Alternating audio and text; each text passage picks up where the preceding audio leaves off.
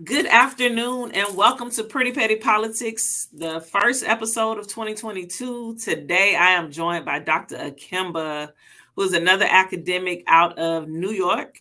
And I'm so happy to have him here. I feel like I've known him for a while because we engage in a weekly conversation on Saturday nights discussing the legacy of Malcolm X. So as no surprise, we're talking about Malcolm X today. And for the next few weeks, we'll be talking about Malcolm X here on Pretty Petty Politics, specifically discussing this book, The Dead Are Rising, The Life of Malcolm X.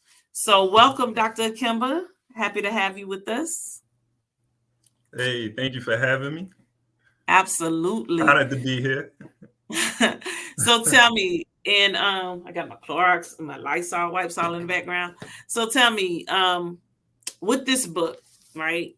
I know we're discussing it every Saturday. We're almost done. We're at one of the high points of the discussion. Why should a person purchase this book and read this book? Like, why do you feel like it's an essential Malcolm X book, or do you feel like it's an essential Malcolm X book? Yeah, I do think it's essential. I think it's probably has to be top three books regarding the biography of Malcolm X, his story. And I say that because he really covers a lot of things about Malcolm X's life that you're not going to find in some of the other biographies. So he's going to give you what you get in the autobiography. He's going to give you what you get in Manny Marable's book, The Reinvention of Malcolm X, or Bruce Perry's biography. And there's other books out there on Malcolm X's life. But I think what Les Payne does is like he really answers some of the questions that are up in the air in some of the other books. And so, and what I mean by that is, you'll read Manny Marable's book, and Manny Marable may not be too sure about events that took place, and so it's like it's possible that this happened, or maybe this happened. And Les Payne, he goes and does the investigation, and it's probably he does that because he's a journalist, right? And he makes that Right. known that I'm not a historian. Which he critiques historians, which I have to disagree with him on something he said, but he investigates, and he wants to get a solid answer on these questions that we may have around Malcolm X's life. So, I would say like that's one of the reasons why you should get it is it uncovers a lot of things in Malcolm X's life that we're not going to get from the other books. Absolutely. Now, you mentioned that Les Payne was a journalist. He's now deceased, and this is a Pulitzer. Well, I don't have the right one, but so I got a copy, I guess, before they put the Pulitzer Prize stamp on it. But you mentioned he's a journalist. What type? Let's lean into that more. What kind of influence do you think his journalistic background played into this book, and do you think that is why it's so long is because he's a journalist? Yeah, I would say it, but yes, it's probably. I don't think it's that long. I know people say, but It's I long for think somebody who's not an enthusiast. I mean, compared to the I autobiography, get it's it. definitely longer. Yeah, yeah. But yeah, I know that. Well, I believe that his background has some influence on that because again, he's investigating, he's cross-referencing some of the stories about Malcolm X, and so he's giving you interpretation of different people about Malcolm X. This is what his brother Wilford said. This is what his brother Filbert said, and so I think that has a lot to do with the book being as long as it is. He wants to give you all of as many sources as he can, so you can come to a conclusion on what happened. But I do think, like as a journalist, again, going back to what I said before, the journalist they're going to investigate the story. They want to find out, they want to get to the heart of the story and find out what really happened. And so that going back to the book and the dead are arising, he is doing the same thing and telling Malcolm X's story. He's going to Detroit. He's talking to family members. He's talking to friends. He's gathering up all of this information. And I think at the end of his investigation, you have all of this information, and it's like, okay, I'm pretty sure it could have been a volume 2 to this book. So yeah, that has a lot to do with the length of the book, because I think he really wanted to get to the heart of Malcolm X's life. Yeah, I enjoy the fact that the footnotes are there, that you can really lean into, like. I love footnotes. Yes. I call them when I'm in class and I'm talking to students. I'm like, I want you to show me your receipts, and they're like, oh, okay, I get it, So yeah, I really appreciate that. So the book is divided into 4 parts. Part 1, 2, 3, and 4. 4 being the latter years. Of those 4, which one pulled you in the most? I know that might be a hard question because I've asked myself that same thing. Yeah, I would have to just say the first part, the opening, that really, aroused my curiosity or suspicion. What else does he know? So again, like when I was reading that first part, he was telling the story. He was giving a narrative that I didn't hear before. So even if I was familiar with a lot of the information about his life, but there was a lot of things that he spoke about that I wasn't privy to. So, that was good, but it was also the way that he was telling the story. And so that really aroused my, I guess, like my suspicion. That's not even a word, but it made me want to read more. It does. Yeah, because of his writing style, and I like the way, as a historian, I love context, and he's telling a story and he's giving you a whole lot of context. So he's talking about Omaha, where Malcolm X's parents lived, and where he was born. And when he's talking about Omaha, he's talking about a lynching that happened in Omaha, the environment in Omaha that his parents walked into when they moved to Omaha. So you get that background, and as he's telling that narrative, you get the sense of like, okay, this is why these events happened with Malcolm X's mother. I don't know if you would tell the story, but we don't have time to story. But with Malcolm X's mother and father living in Omaha, what they went through there and why they had to leave. It gives you that background when you say, oh, okay, you understand the racial climate and the tension that existed there. And he does that throughout the book. He gives you, he paints this picture for you to give you an understanding of what the protagonist is experiencing and what influences there are on his life and his personality. You get that because none of us live in a vacuum. And so, how can you tell a person's story without talking about all of the influences and speaking about the environment that they were raised in? And so that's what I really like about this book. I think he does that, better than a lot of the other authors that I've read. Yeah, I would definitely agree. And so we know that his daughter, Tamara Payne, was his chief researcher? Like, I'm not sure if she was the chief, but I know she finished the book. Yeah, she was right there, but I'm not sure if she was the chief or not. But okay, it's possible. So she assisted him with this. And I know we've spoken with his son, Jamal. And Jamal referenced this book as their sibling. And when I heard him say that, I was like, That's an interesting way of, I wasn't there for Oh, that. you missed that. Yeah, Yeah. he referenced the book as a sibling, and when you think about it, it makes sense because our viewers may not know this, but we'll tell them now. Les Brown spent 30 years in producing this book. This book that just came out 2 years ago.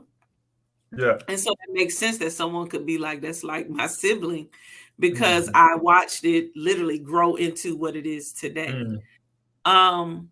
So in just digesting the fact that it took him 30 years to complete this, and he passed away before it was completed. So Tamara finished it up. Knowing that, do you think he had more to give to this book? Because I kind of want to celebrate Les Payne as much as we celebrate Malcolm through this book, through this work. Yeah, I know that he did. I mean, speaking to Jeff, the person who runs the Malcolm X Legacy Club, he said that there's a lot of information that wasn't put in the book, like enough to make a volume 2. So, I do think that perhaps the book would have been longer, or maybe there would have been, I don't know, a supplementary read or whatever. There's information out there that can be, and possibly his daughter may do something with that information. But yeah, I think that, he probably we'll never know, I guess, like what his final intentions were. Right. But with all that being said, though, I mean, it's the project itself with his daughter was able to finish and complete. It's a great project. So, but I'm pretty sure that there were a lot more that he would have probably given to this book. He waited 30 years. Like that's a long time to do some research. And to put something out. And we were talking prior to this, and I was like, yeah, I'm gonna take till next year to write this article on this topic, and he is 30 years, Yeah, because it takes time. I mean, when you have a life and you're trying to do research and publish something, it's time consuming. Time consuming. So I was trying to finger through. I knew I don't like writing in books, but this is a book you have to write in, right? And so I was trying to figure out which page it was on. I knew it was in chapter 1. So you and I wanted to go to it. So you talked about the man who was killed in Omaha. Let's talk about that a little bit. The significance of that context. As you read that context, like what went through you? And I'm gonna let you say that, and then I'm gonna read a passage, and then we'll keep moving. Yeah. So, the story of Will Brown's lynching in 1919, right? That was the year of the Red Summer, and so I was familiar with Will Brown's story before reading this, but I never got the details, the details that he gives in this book. I haven't read those details before, and so despite like me seeing the images of Will Brown and knowing the story, the way that he gave the picture of what was taking place, the racial tensions between the white community, black community, really it was really like the white community who was instigating all of this, right? And the Irish in particular. And I don't know, it was riveting. It gave me chills to read the story and to go through this like step-by-step process of everything that was going on, what was being printed in the papers to arouse the people of Omaha, to like galvanize them to commit this lynching. And I just always, when I read stories about what our people had to endure, it's almost, sometimes it's a gut shot, and like I said, it gives me chills, and but also it's a motivating factor as well. Move forward and continue to work to uplift our people and to make our people aware of what we're still going through, today, and be conscious of um, what we have to deal with on a daily basis. So yeah, I mean, it was rough. It's tough getting through these stories. Yes. Yeah. So when I read this particular passage, and like you mentioned, the Irish, it took me to Mm, Memphis. It took me to the Memphis yeah, riots yeah. during Reconstruction. So I'm gonna read this one little paragraph on page 16. The racial horrors of Red Summer played out in cities from Tuscaloosa, Alabama to New London, Connecticut, across Texarkana, Texas, were so well rehearsed that the innocent Will Brown had already been convicted of a capital crime against a white womanhood by the Omaha press. Indeed, local working class whites pursued the meat packing worker as a handy scapegoat for their own problems, to say nothing of their insecurities about Black sexual prowess. And this is a story we hear over and over again, how Hmm.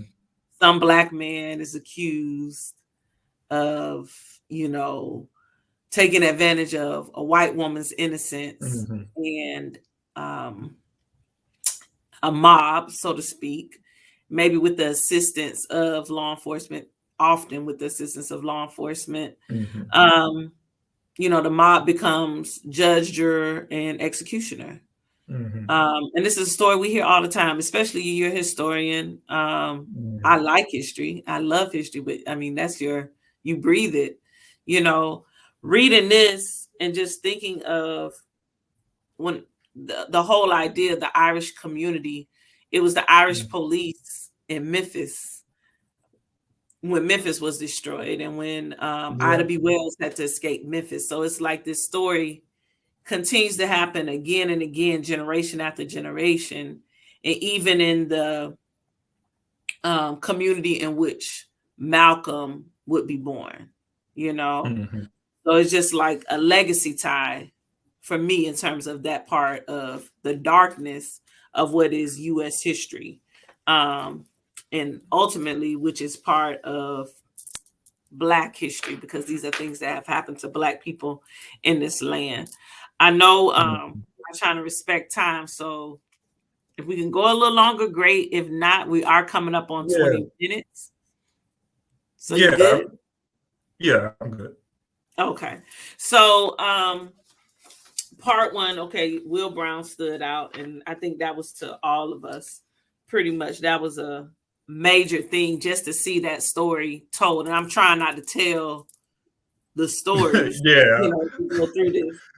And part That's two, why I'm sitting here. But just really quick too to go yeah, back to that story, and I think the importance of that story. And like I said, like we don't live in a vacuum. And Malcolm at this time, he's not born. Malcolm was born in 1925. right. He's not So born this yet. incident, right? This incident is in 1919. But it was, he's speaking to the racial climate that existed there, because like later on, as as Louise Little, his mother, is pregnant with Malcolm, she's Right. confronted by these Ku Klux Klan members.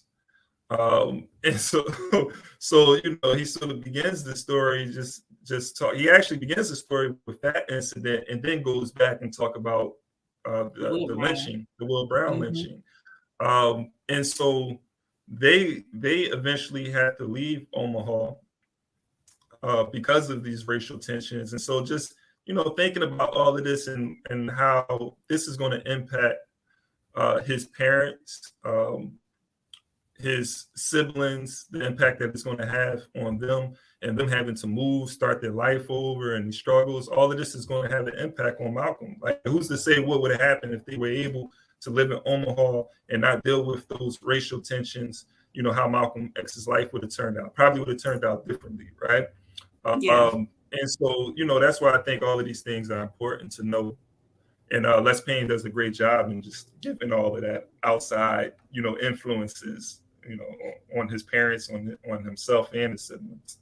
Absolutely. I love how he shows the texture of Omaha during those times. So within that, I guess that's a 6-year span from 1919 to when Malcolm is born, in the same type of rhetoric and attitude is shown to Louise while Early is away from the home, and she's very much pregnant with whom we know to be Malcolm Little.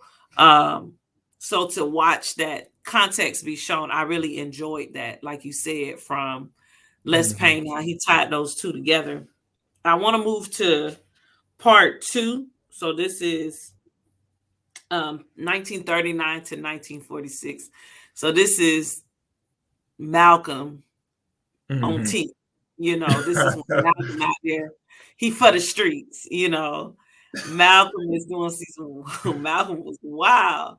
What was a highlight for you in part 2 when Malcolm's out there? Being a young man. Being wild, enjoying his youthfulness. Yeah, that story connected with me, just like the autobiography. Just seeing Malcolm's low and knowing who Malcolm became.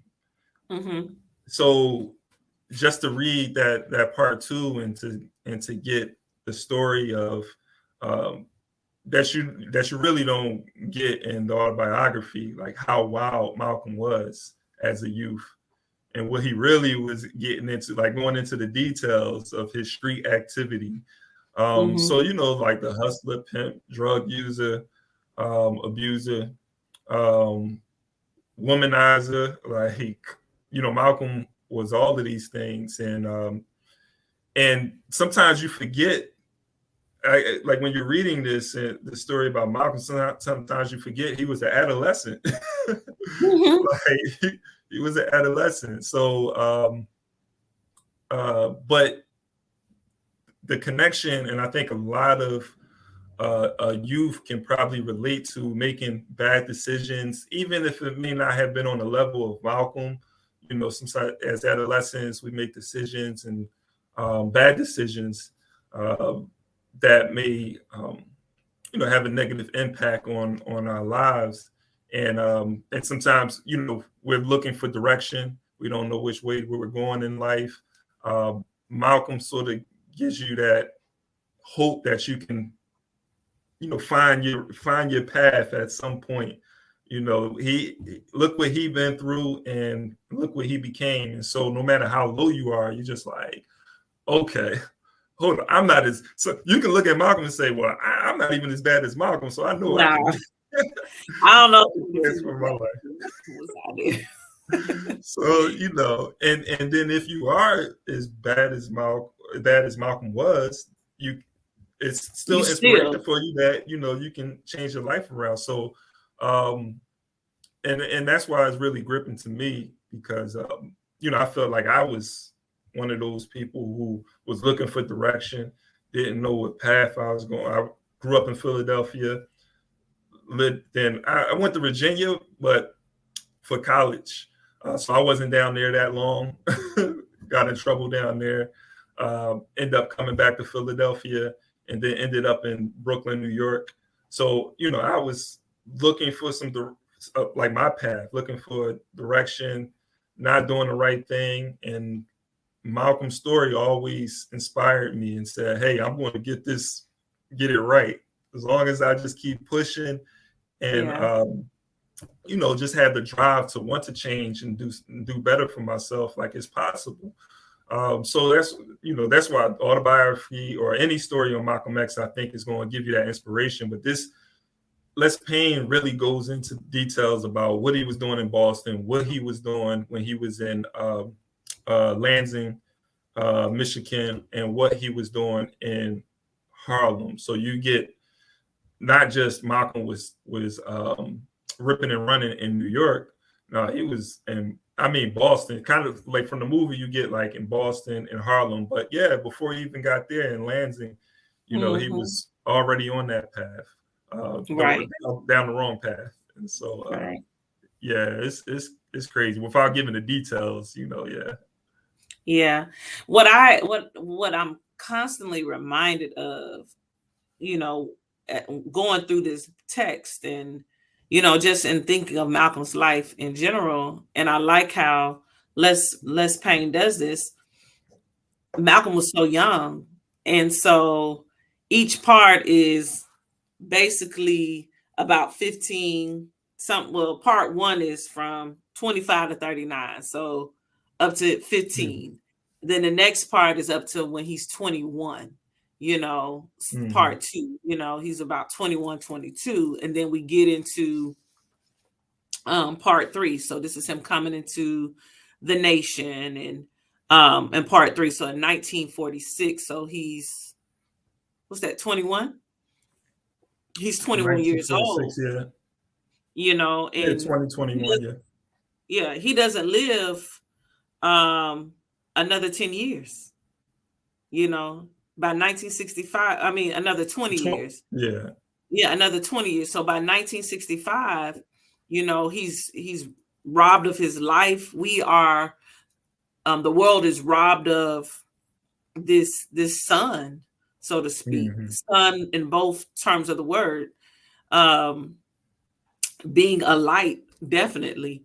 And so I enjoy how Payne lays that out, different segments of his life, but to constantly remind the reader, like, he's young.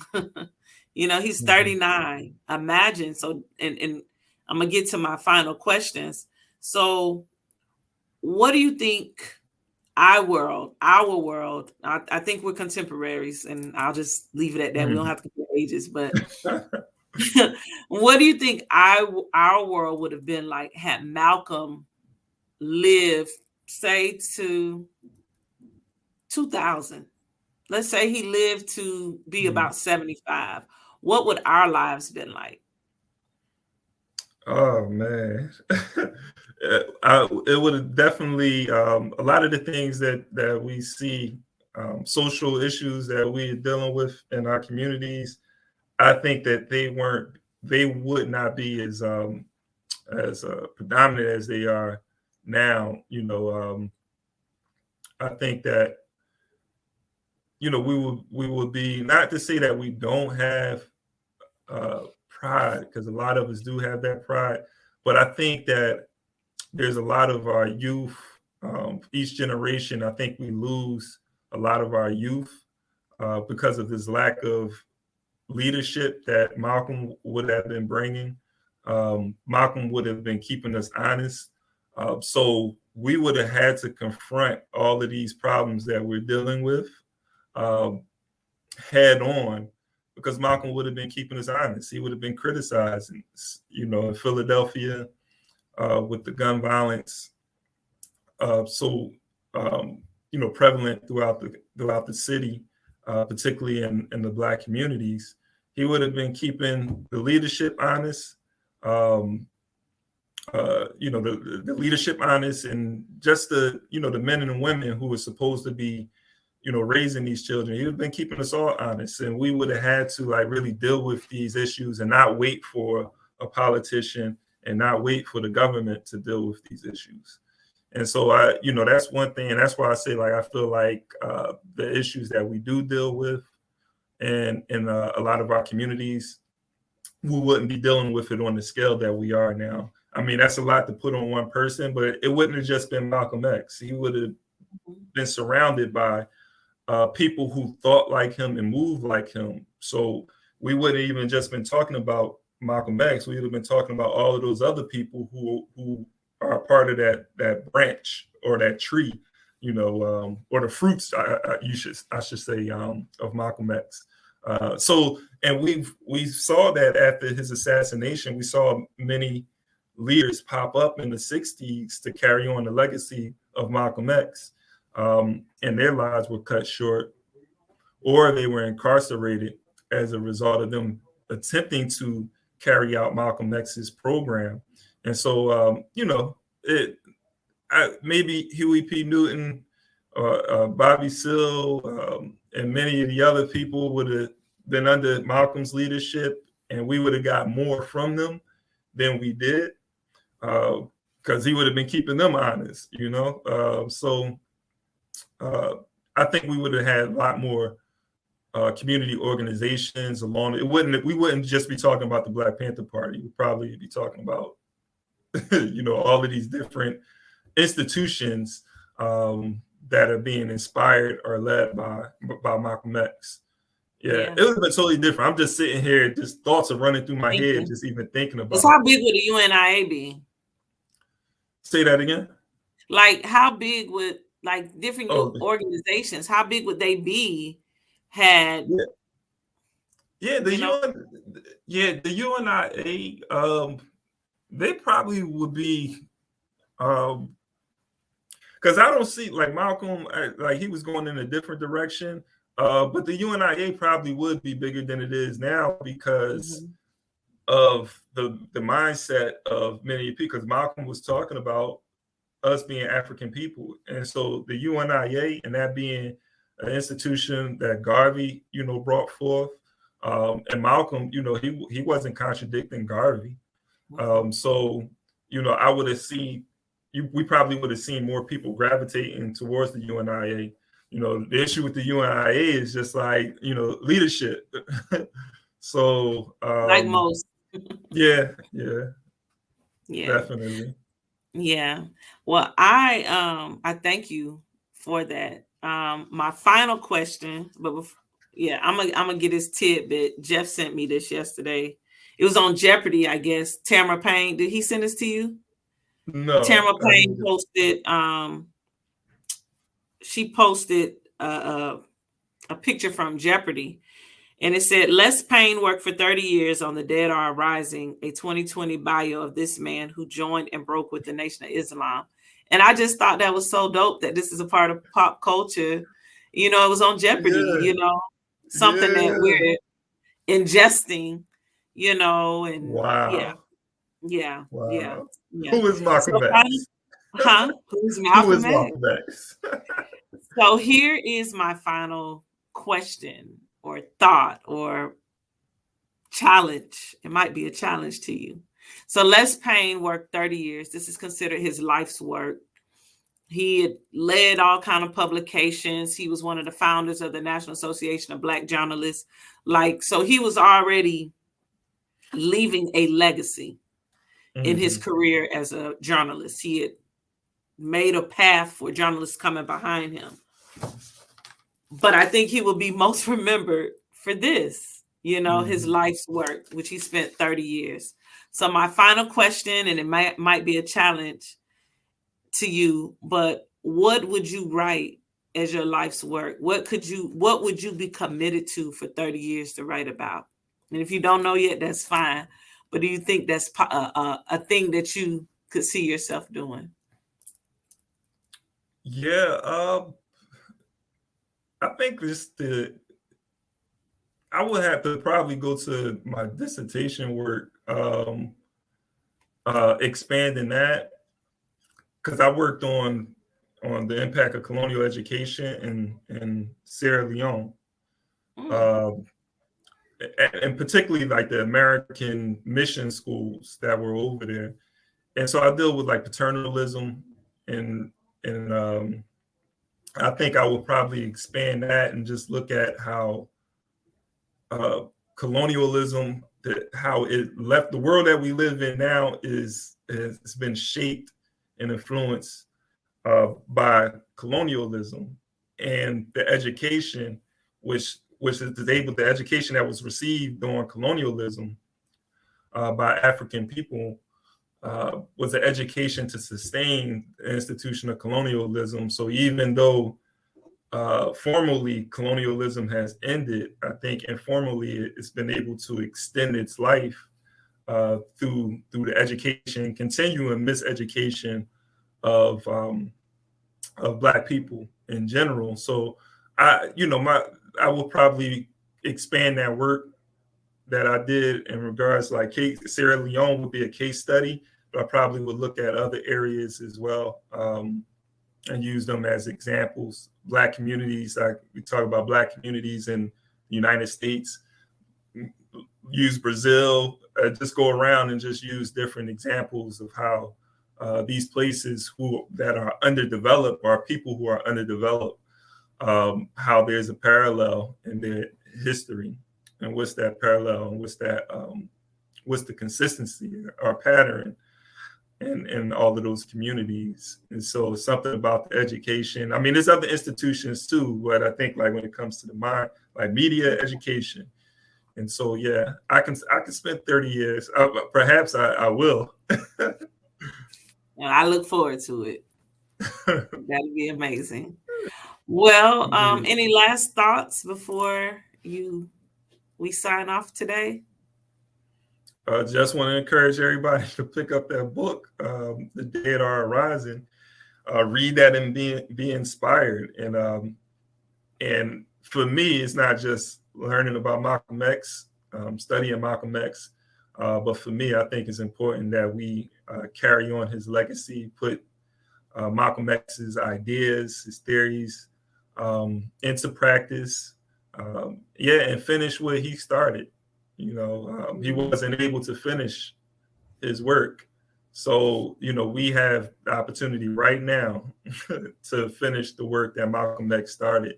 And it's necessary if we want to bring about the change that's needed in our community. So, just want to encourage people to just be inspired and to carry on the legacy. Oh, that's powerful. Well, thank you, Dr. Ikemba, for joining us today. You're always welcome to come back to Pretty Petty Politics. We do social justice, we do history, current events, but we love to learn and share. So I do appreciate you for joining us today. And for those of you who are watching this broadcast, thank you for supporting Pretty Petty Politics.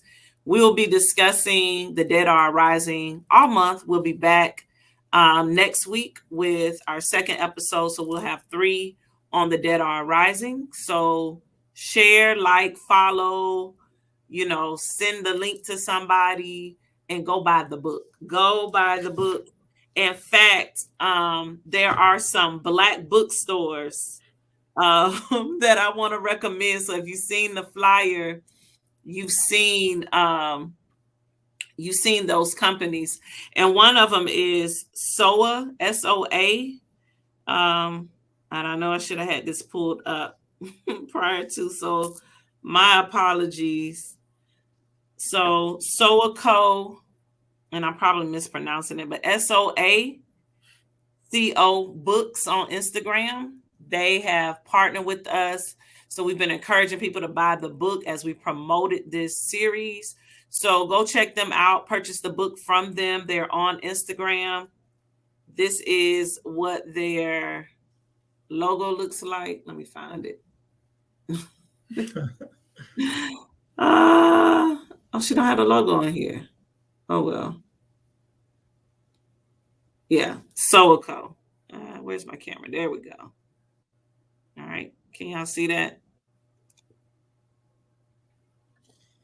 I'm struggling to see.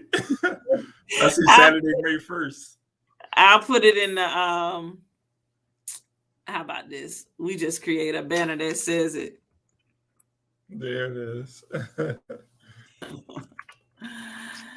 Yeah, so we just create us a little ticker.